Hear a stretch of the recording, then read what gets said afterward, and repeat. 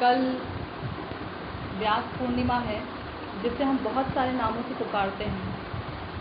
कोई इसे व्यास पूर्णिमा कहता है, कोई इसे आषाढ़ी पूर्णिमा कहता है, कोई मूढ़ी पूर्णिमा कहता है, तो कोई गुरु पूर्णिमा कहता है। आषाढ़ मास में आने वाली पूर्णिमा के दिन इसलिए इसे आषाढ़ी पूर्णिमा कहा जाता है, क्योंकि कल पूर्णिमा है, कल के दिन ही श्रील व्यासदेव जी का आविर्भाव हुआ था।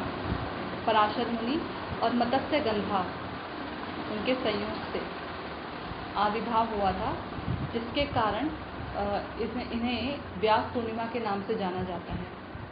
और व्यास जी को वेद व्यास इसलिए कहा जाता है क्योंकि उन्होंने जो वेद थे उनको बहुत डिस्क्राइब किया था, बहुत विस्तार रूप में वेदों को अलग अलग पुराणों के उसमें उपाख्यान में, पुराणों में, और जो हमारा श्रीमद् भागवत महापुराण है उस रूप में बहुत विस्तार किया था वेदों को, इसलिए इसे व्यास पूर्णिमा कहा जाता है।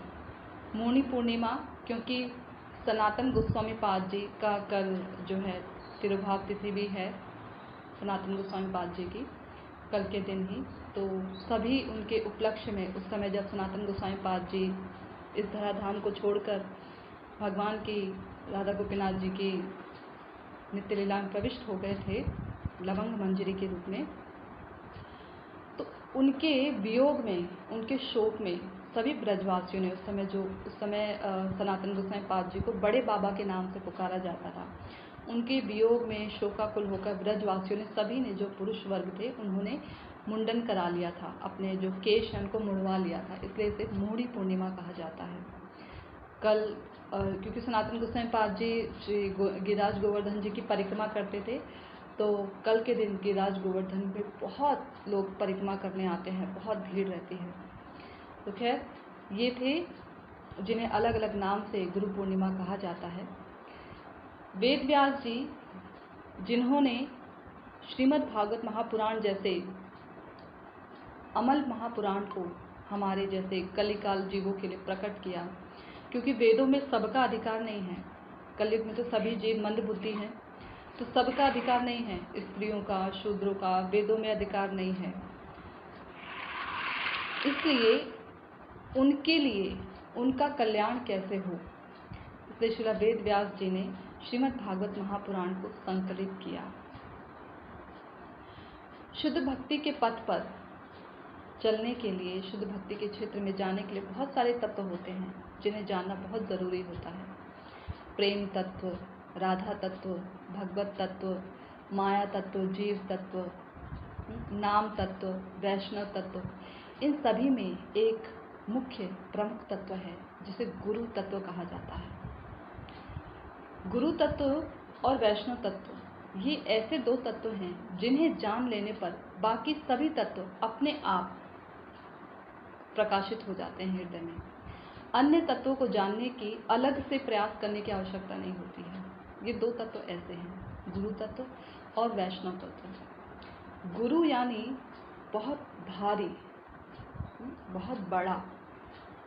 इस संसार में क्या, समूचे ब्रह्मांडों में भगवान सबसे बड़े भारी तत्व हैं, बड़े भी, स्थूल रूप में भी, सबसे छोटे सूक्ष्म रूप में भी, इतने छोटे कि उत्तरा के गर्भ में चले गए और अंगूठे के आकार में बनकर परीक्षित महाराज की उन्होंने रक्षा की। इतने बड़े कि आए थे बोने के रूप में, बामन रूप में आए थे। बामन यानी 52 उंगल ही जिनका विस्तार हुआ हो, शरीर का विकास हुआ हो, तो बामन। तो वामन रूप में आए थे और इतने बड़े हो गए कि उन्होंने केवल 2 पग से ही ऊपर और नीचे लोगों को नाप लिया। अन्य कुछ नापने के लिए, तीसरा पग रखने के लिए जगह ही नहीं बची थी। तो स्थूल इतने। तो ऐसे भगवान को भी ब्रह्मा जी कहते हैं श्रीमद् भागवत महापुराण में 10 स्कंद में ही, जब प्रार्थना करते हैं तो कहते हैं कि प्रभु, आपको कोई भी नहीं जीत सकता, आप अजीत कहे जाते हैं। भगवान का एक नाम अजीत है, जिन्हें कोई जीत नहीं सकता, ऐसे भगवान। तो ऐसे अजीत भगवान को भी जो भगवान की भक्ति करता है भगवान की प्रसन्नता हेतु और अपने प्रारब्ध कर्मों को बड़ी प्रसन्नता के साथ उसका भोग करता है और भगवान की कृपा समझते हुए भक्ति में आगे बढ़ने का प्रयास करता है, जिस भी जगह है, जिस भी अवस्था में है, चाहे वो गृहस्थ आश्रम में हो, चाहे वो संन्यास आश्रम में हो, चारों आश्रमों में से, चारों वर्णों में से कहीं पर भी हो, वो अमीर हो, वो गरीब हो, वो काला हो, गोरा हो, मोटा हो, पतला हो, जिस किसी भी स्थिति में वो क्यों ना हो, ऐसा व्यक्ति आप अपने पूर्व जन्म के कर्मों को आपकी कृपा समझते हुए भोगता है और आपकी भक्ति करता है केवल आपकी प्रसन्नता हेतु। तो ऐसा व्यक्ति आप अजीत भगवान को भी जीत ले जाता है, जैसे कोई जीत नहीं सकता, ऐसा ब्रह्मा जी कहते हैं। तो ऐसे भगवान जिन्हें जीता ना जा सके, ऐसे भगवान को जो अपनी प्रेम पाश में अपनी शुद्ध भक्ति के द्वारा बांध कर अपने हृदय में धारण कर लेते हैं, उन्हें कहते हैं गुरु। उन्हें कहा जाता है गुरु। और जिसके पास जो चीज़ होगी, जिसके पास मान लीजिए 100 रुपये हैं, वही 100 रुपये के अंदर अंदर किसी व्यक्ति को दान कर सकता है। 100 रुपये भी दान कर सकता है, 99 भी दान कर सकता है, 90, 80, 70, जो उसकी इच्छा होगी 100 के अकॉर्डिंग वो उसको दान कर सकता है। 100 से ऊपर नहीं कर सकता क्योंकि उसके पास स्वयं ही नहीं है। तो सबसे बड़े भारी तत्व जिन्हें अपने हृदय में बांध रख लेते हैं, ऐसे गुरु चाहे तो किसी को, किसी भी साधक को या किसी भी जो साधना नहीं भी कर रहा है, ऐसे मूढ़ व्यक्ति को भी भगवान को दान कर सकते हैं। गोपियाँ कहती हैं ना कि आपकी कथाएं अमृत स्वरूप हैं, तव कथामृतम तप्त जीवनम। और जो इन कथाओं को बांटता है, भुवि गृणन्ते भूरिदा जना, जो इन कथाओं को बांटता है वो सबसे बड़े दानी कहे जाते हैं। तो गुरु जो होते हैं, जो वैष्णव होते हैं, वो भगवान की इन अमृतमयी कथाओं को हमारे जैसे बद्ध जीवों को सुनाकर, जो हम तप रहे हैं, संतप्त हैं, ऐसे जीवों को सुनाकर अमृत प्रदान करते हैं और भगवान की सेवा में सदा सर्वदा के लिए नियुक्त करते हैं, सिखाते हैं हमें। जो गुरुवाष्टकम है, कभी हम इस अष्टकम को मैंने पहले बहुत साल पहले इसे फेसबुक पर भी किया था, एक श्लोक को लिया था, बहुत ही सुंदर अष्टकम है। फिर कभी हम इसको शुरू करेंगे। तो ये जो गुरुवाष्टकम है, जो प्रातःकाल हम गाया करते हैं, इसमें एक श्लोक में किस प्रकार से गुरु एक साधक को भगवान की सेवा में नियोजित करते हैं, क्या करते हैं, सब कुछ बताया गया है। तो गुरु का ये कर्तव्य है।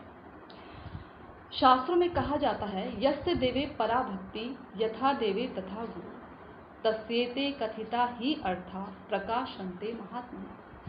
यस्य देवे, जैसी देव में जो भक्त होते हैं, जो साधक होते हैं, वो देव यानी अपने इष्ट देव में, अपने भगवान के प्रति उनकी जैसी भक्ति होती है, शुद्ध भक्ति होती है, पराभक्ति कहा गया है। पराभक्ति, शुद्ध भक्ति, जैसी तैसी भक्ति भी नहीं, पराभक्ति, शुद्ध भक्ति की यहाँ बात की गई है।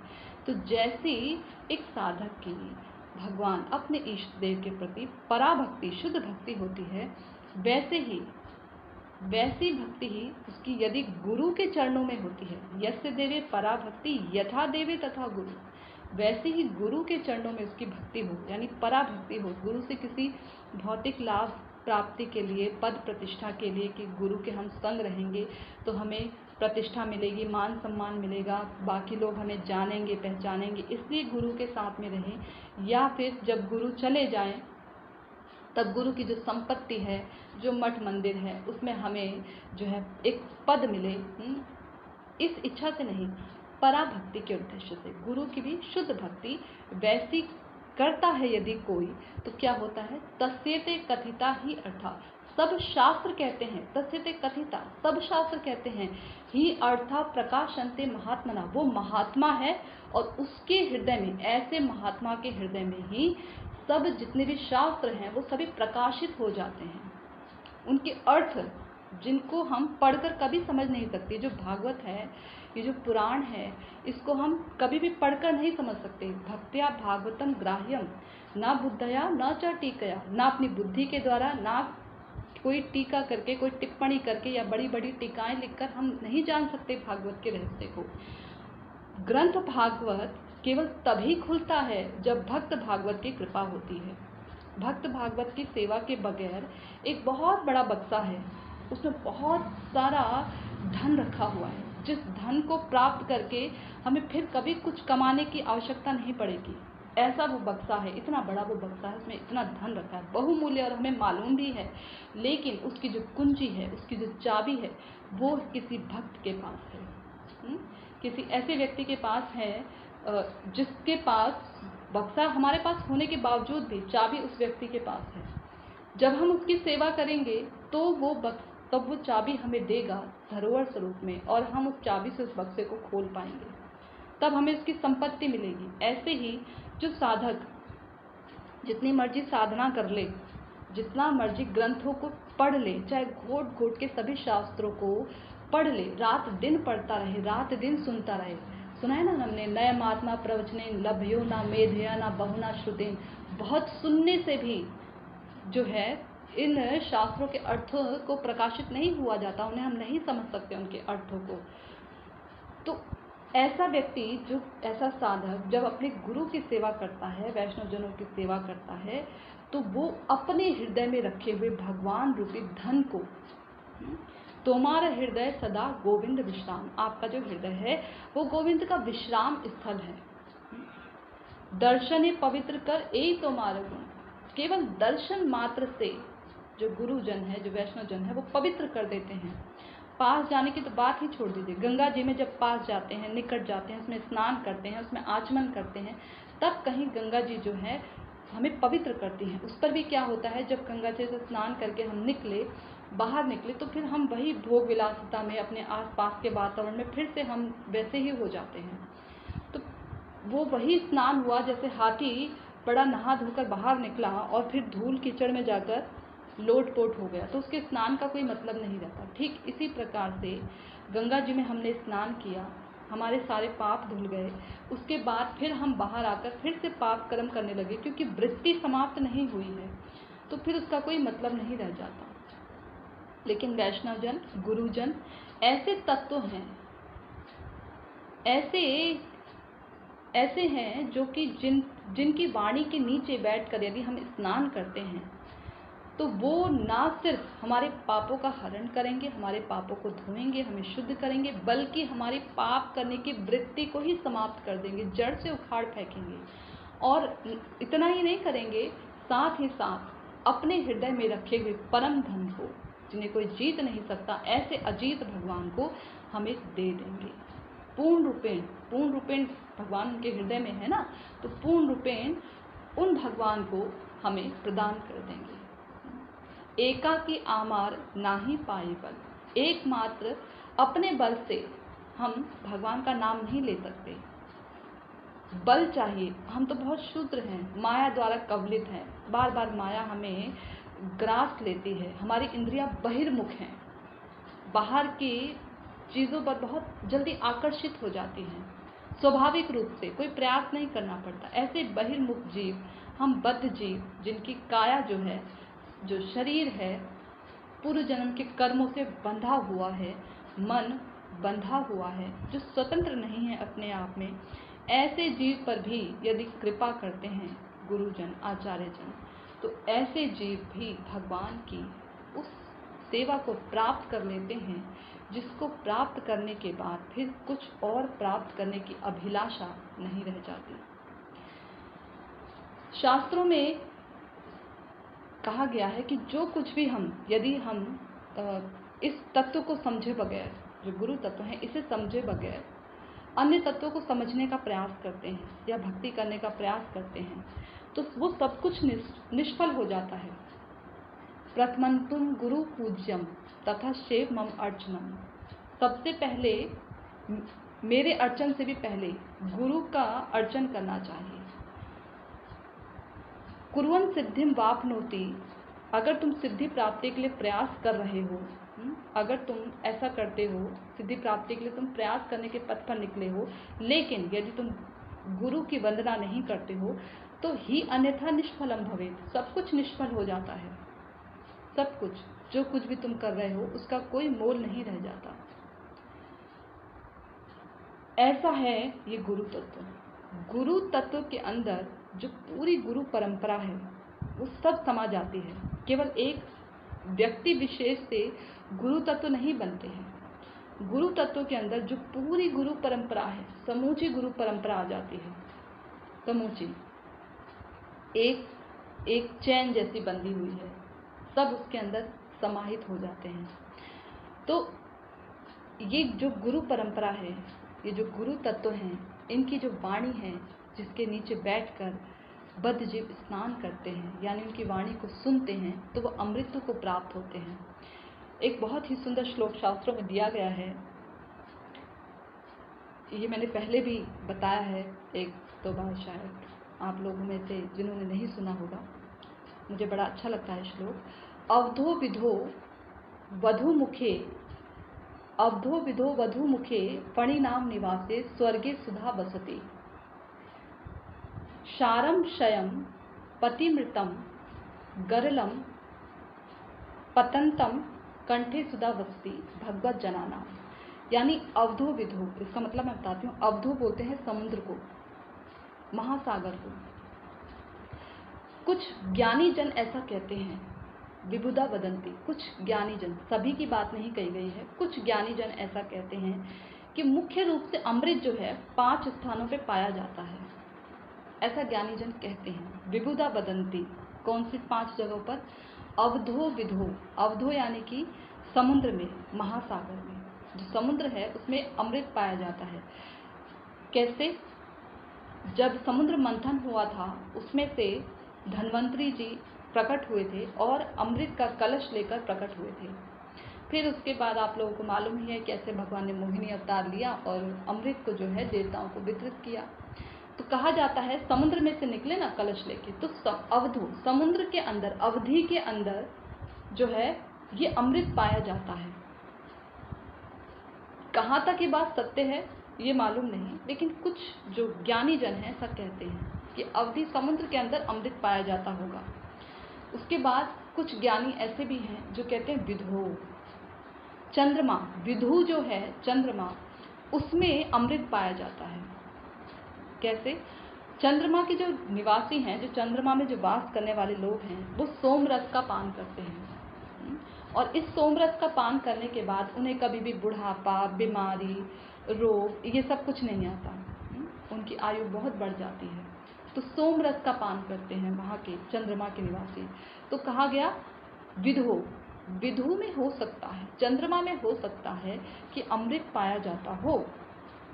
अवधो विधो वधु मुखे, कुछ ज्ञानी ऐसे हैं कामी जन, जो काम की उपासना करते हैं, ऐसे कामी जन हैं, वो कहते हैं कि वधु मुखे, वधु यानी स्त्री के मुख में अमृत पाया जाता है। अवधो विधो वधु मुखे, 3 जगह हो गई। चौथी जगह कह रहे हैं फणी नाम निवासे, कुछ ज्ञानी जन ऐसे हैं कहते हैं फणी नाम यानी सर्प जहाँ निवास करते हैं, सांपों का जो निवास स्थल है फणी नाम निवासे, उस जगह पर शायद अमृत पाया जाता हो। उस जगह पर भी क्यों, कैसे कह दिया? जब भीम जी बहुत छोटे थे तो उस समय भीम जी को दुर्योधन ने भोजन में विष मिलाकर, क्योंकि भीम जी को खाने का बहुत शौक था, तो उन्हें भोजन में विष मिलाकर जो है नदी में फेंक देते हैं। और जब उन्हें फेंकते हैं, उन्हें डाल देते हैं कि अगर जीवित बच भी गया तो नदी में डूबने से, क्योंकि डूबने से इसकी मृत्यु हो जाएगी तो भीम मर जाएंगे, तो नदी में फेंक देते हैं। तो जहाँ ये गिरते हैं वहाँ पर सर्प का निवास स्थान होता है। और सर्प जब द्वारपाल, जो सर्प जो द्वार पे खड़े होते हैं, जो सर्प, वो जब देखते हैं एक अनजान व्यक्ति को तो वो अपने विष से उसको डसते हैं, यानी भीमसेन को डसने का प्रयास करते हैं। और ये कहा गया है आयुर्वेद के अनुसार एक विष ही दूसरे विष को खत्म करता है। तो जैसे ही भीमसेन को डसते हैं तो उनके अंदर का जो विष था वो उस विष के कारण समाप्त हो गया। भीमसेन को जब मूर्छा दूर होती है तो उन्हें पहचान लिया जाता है कि ये पांडव थे। तो उस समय भीमसेन को जो है बहुत सारे अमृत के कलश जो हैं पिलाए जाते हैं ताकि वो और स्वस्थ हो जाएं। तो इसीलिए भीमसेन के अंदर 10,000 हाथियों का बल होता है। तो ऐसे भीमसेन, हाँ, तो इसको देखकर कुछ जो ज्ञानी जन है कहते हैं फड़ी नाम निवासी, अमृत जो है सर्पों के निवास स्थल में पाया जाता है, तभी तो उन्होंने भीमसेन को अमृत पिलाया। फिर कुछ विबुद्ध जन, ज्ञानी जन ये कहते हैं कि स्वर्गे सुधा वसति, स्वर्ग में जो है अमृत पाया जाता है। सुधा वसति, वसन करता है, पाया जाता है। कैसे? स्वर्ग के जो निवासी हैं, स्वर्ग के जो लोग हैं, उनकी आयु इतनी लंबी होती है, इतनी लंबी होती है कि स्वर्ग का एक दूसरा नाम रख दिया गया है अमरावती, जहाँ सब अमर रहते हैं। अमरावती, इतनी लंबी आयु होती है उनमें। और वहाँ पर भी चंद्रलोक की तरह वहाँ पर भी किसी प्रकार का कोई रोग नहीं होता, कोई वृद्धावस्था नहीं होती, कोई बुढ़ापा नहीं आता, कुछ नहीं आता, सब स्वस्थ रहते हैं, सब भोग करते हैं वहाँ पर। तो कुछ ज्ञानी जन ऐसा कहते हैं स्वर्गे सुधा वसति, स्वर्ग में जो है अमृत पाया जाता है, ऐसे कुछ ज्ञानी जन कहते हैं। कितनी बात सत्य है ये मालूम नहीं, लेकिन ऐसा कुछ ज्ञानी जन कहते हैं। फिर इसी श्लोक की दूसरी लाइन में कहा गया शारम शयम पतिमृतम गरलम पतंतम, यानी कि ये पूर्ण रूप से सत्य नहीं है। जो बहुत पूर्ण जो ज्ञानी जन हैं, उन्होंने इन 5 स्थानों पे अमृत पाया जाता है, इस बात को काटते हुए ये बात को स्थापित किया कि ये बात पूर्ण सत्य नहीं है। हो सकता है कुछ हद तक सत्य हो, परंतु पूर्ण सत्य नहीं है। क्यों? यदि अवधि यानी समुद्र के अंदर अमृत पाया जाता, समुद्र के अंदर यदि अमृत पाया जाता, तो फिर वहाँ का जो जल है, समुद्र का जो जल है, शारम, खारा क्यों होता? अगर समुद्र में जल जो अमृत पाया जाता तो वहाँ का जल खारा क्यों होता? क्योंकि अमृत का तो स्वभाव है कि वो बहुत ही मधुर होता है, बहुत ही मीठा होता है। तो अमृत जहाँ पर हो वहाँ पर खारापन रहे ये संभव नहीं। जहाँ सूर्य हो वहाँ अंधेरा रहे ये संभव नहीं, कदापि संभव नहीं। तो समुद्र में अमृत पाया जाता है, इस बात को उन पूर्ण ज्ञानियों ने नकार दिया कि नहीं, समुद्र में अमृत नहीं पाया जाता। तो दूसरे कहते हैं विधो, चलो समुद्र में नहीं पाया जाता तो विधो चंद्रमा में तो पाया जाता है, वहाँ तो सभी सोमरस का पान करते हैं। तो बोला नहीं, शारम शयम, अगर चंद्रमा में अमृत पाया जाता तो शयम, तो चंद्रमा घटता बढ़ता क्यों? अमृत का जो स्वभाव है वो ये है कि जो अमृत पी ले वो सदा सर्वदा एक जैसा रहता है, चिर यौवन अवस्था में कभी घटता नहीं है। लेकिन चंद्रमा जो है हम देखते हैं कि 15 दिन उसकी कलाएं घट जाती हैं, फिर अमावस आता है, फिर 15 दिन बढ़ जाती हैं, फिर पूर्णिमा आ जाता है। तो शारम शयम, अगर चंद्रमा में अमृत पाया जाता तो शयम, उसका क्षय कभी नहीं होता, वो पूर्ण रहता, सब सदा सर्वदा पूर्ण रहता। तो इस बात को भी नकार दिया गया कि विधो यानी चंद्रमा में अमृत पाया जाता है। उसके बाद कहा गया अच्छा चलो वधुमुखे स्त्री के मुख में तो चंद्रमा पाया जाता ही होगा। तो कहा शारम शयम पतिमृतम, यदि किसी स्त्री के मुख में चंद्रमा पाया जाता तो उस वधु मुख का सदा सर्वदा संग करने वाला व्यक्ति मर क्यों जाता? पतिमृतम, क्यों मर जाता? जो उसका सदा सर्वदा संग करता है उसको तो अमर हो जाना चाहिए। परंतु देखा जाता है कई जगहों पर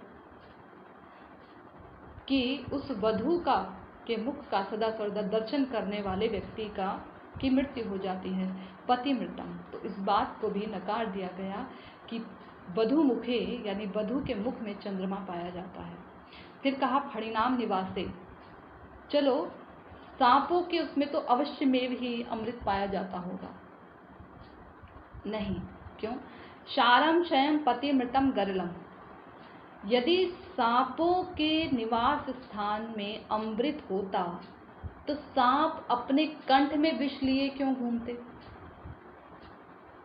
जहां पर अमृत हो वहां विष का क्या काम? ये तो बिल्कुल अपोजिट हो गया, बिल्कुल विलोम, एक दूसरे के विपरीत। तो जहां पर अमृत है वहां विष का क्या काम? अगर सांप स्वयं अमृत के निवास स्थान में रहते तो सबको अमृत बांटते फिरते, अमृत का भरमार होता। लेकिन ये क्या, वो तो जिसको भी डसते हैं, जिसको भी जिसके पास भी जाते हैं, जिसको भी पास कालिंगन करने का प्रयास करते हैं, वो तो मर जाता है, मृत्यु को प्राप्त हो जाता है। गरलम, अपने गले में, बिल्कुल अपने गले में जो है विष लेकर घूमते हैं। तो सांपों के निवास स्थान में अमृत नहीं पाया जाता।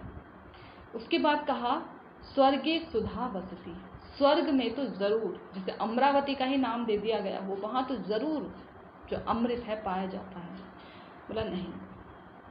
शारम शयम पतिमृतम गरलम पतंतम, अगर स्वर्ग में अमृत पाया जाता तो वहां जाने के बाद अमृत का जो स्वभाव है कि जो एक बार उसको ग्रहण कर ले फिर उसकी मृत्यु कभी नहीं होती, लेकिन स्वर्ग से तो नीचे गिर जाते हैं। जैसे ही पुण्य समाप्त हुए तो वो नीचे गिर जाता है, उसका पतन हो जाता है, फिर से उसका जन्म होता है, फिर उसकी मृत्यु होती है। तो अगर स्वर्ग में अमृत पाया जाता, वो अमृत का वहाँ पान करता, अमृत का संग करता, तो क्यों उसका पतन हो जाया करता। तो ये पांचों ही जगह पर जो पूर्ण जो ज्ञानी जन हैं उन्होंने इस बात को बिल्कुल नकार दिया कि इन पांचों जगह पर अवधो विधो वधु मुखे फणिनाम निवासे स्वर्गे सुधा वसती विभूता बदंती, इन पांचों जगहों पर अमृत नहीं पाया जाता। तो वास्तव में अमृत कहाँ पाया जाता है? तो कह रहे हैं शारम शयम पतिमृतम गरलम पतंतम कंठे सुधा वसती भगवत जनानाम, जो भगवत जन हैं, जो भगवान के जो भक्त हैं, उनके कंठ में सुधा वसती, सुधा अमृत वसती वास करती है उनके कंठ में। इसका कोई तोड़ नहीं निकाल पाया, इसको कोई काट नहीं पाया। क्यों?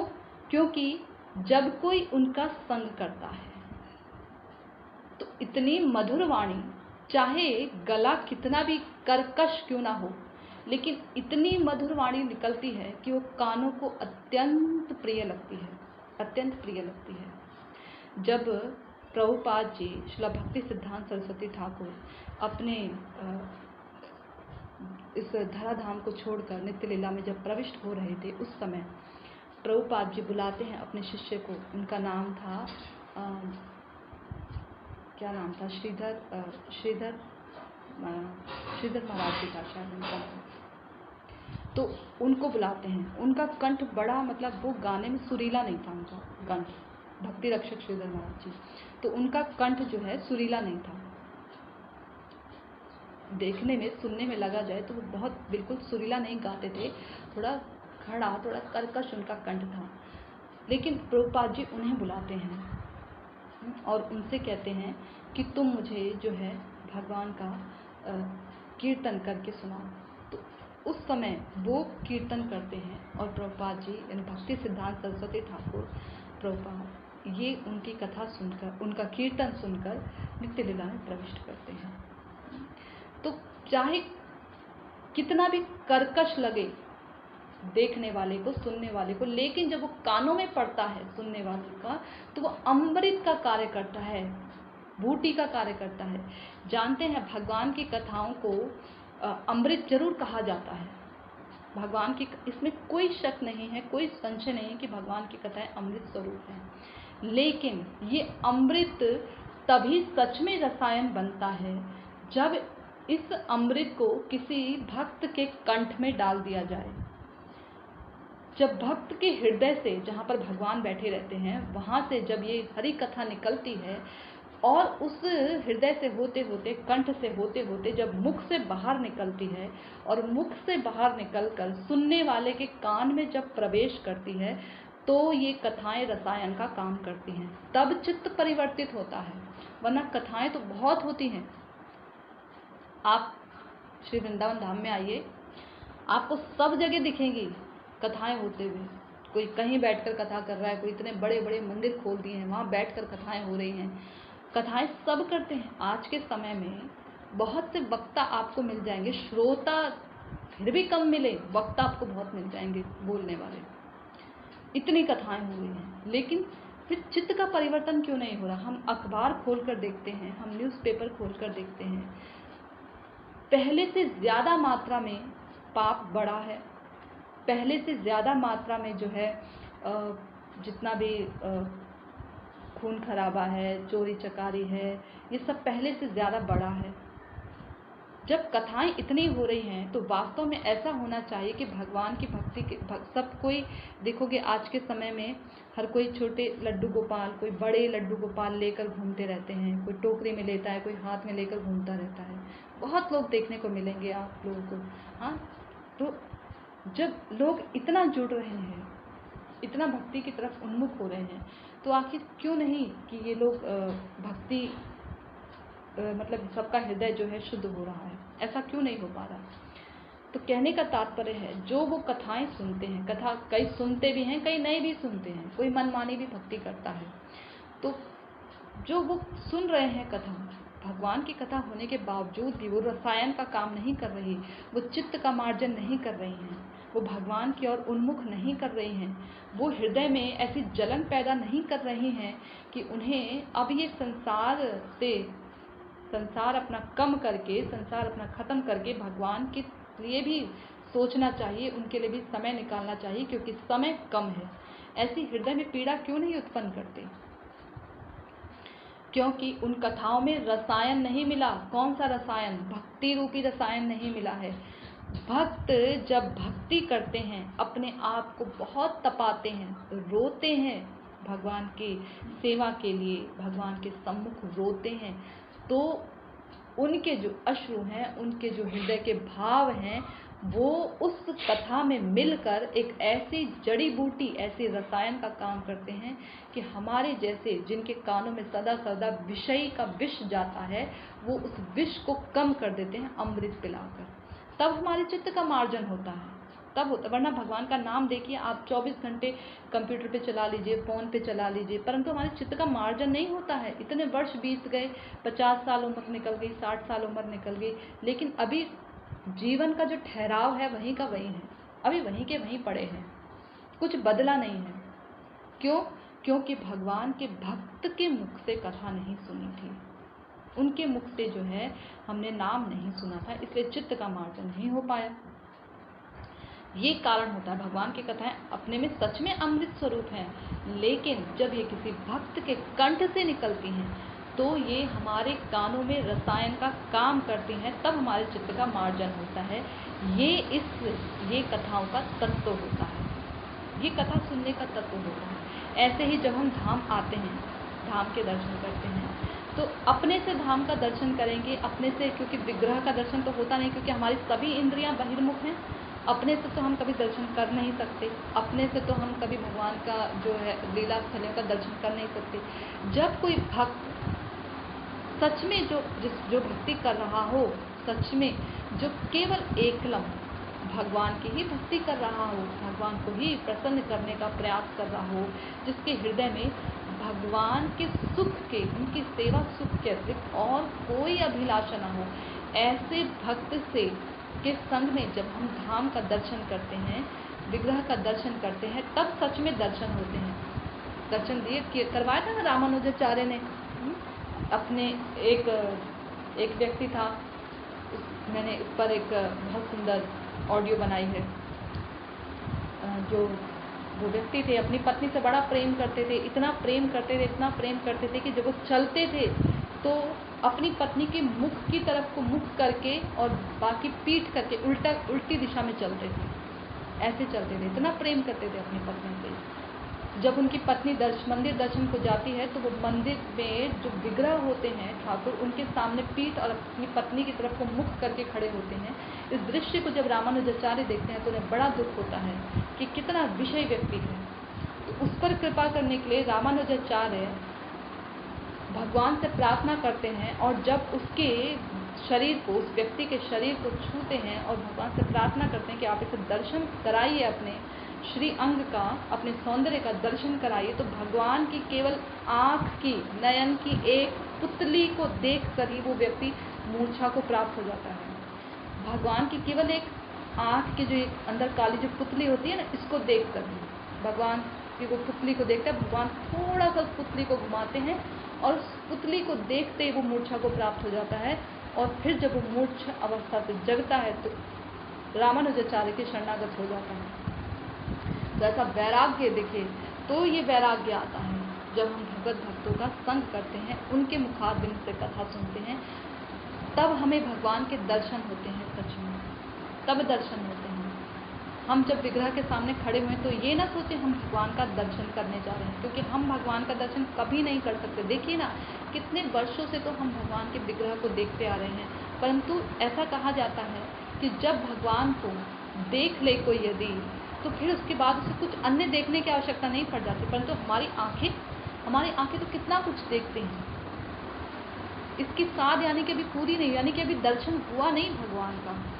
केवल जिस धातु से बने हैं विग्रह, उसका दर्शन हम कर रहे हैं।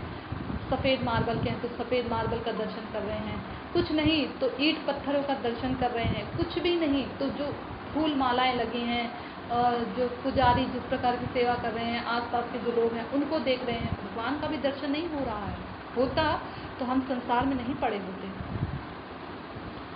तो भक्त भगवान का दर्शन करवाते हैं, भक्त ही हैं।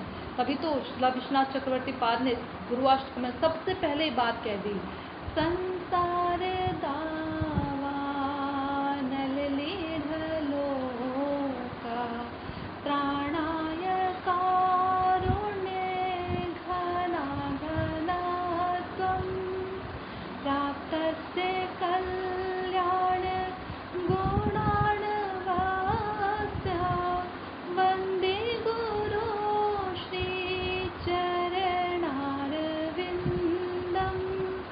कि संसार एक दावानल है, इससे जो त्राण दिलाए, इससे जो हमें मुक्ति दिलाए, इससे जो हमें छुटकारा दिलाए, ऐसे गुरु के चरणों में प्रणाम करता हूँ। सबसे पहले कहा ये बात। तो कल व्यास पूर्णिमा है। कल आप सभी लोग जो हैं व्यास पूर्णिमा को मनाएंगे अपने